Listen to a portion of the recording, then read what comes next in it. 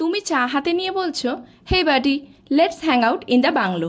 By bye Bangla বা হিন্দি থেকে এসেছিল কি? হ্যাঁ, একটু চমক আছে।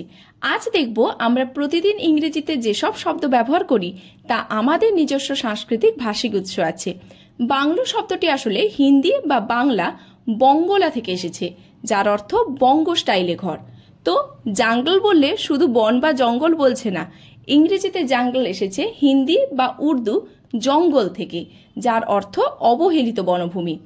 আর চাটনি শব্দটি হিন্দি চাটনি থেকে এসেছে। যখনই তুমি লেটস অর্ডার সাম চাটনি বলবে, ভেবে দেখো তুমি ভারতীয় সংস্কৃতিকে ইংরেজিতে দিয়ে বসেছ। চমক হলো এই শব্দগুলো শুধু ভাষাগত নয়, ইতিহাস জুড়ে আমাদের জীবনের সঙ্গে ওতপ্রোতভাবে জড়িত। আজ থেকে একটু গর্ব করে বলো, I stay in a bungalow, wander in a jungle and enjoy chutney, যাতে তোমার ইংরেজিও হয় স্মার্ট আর সংস্কৃতিও হয় স্টাইলিশ।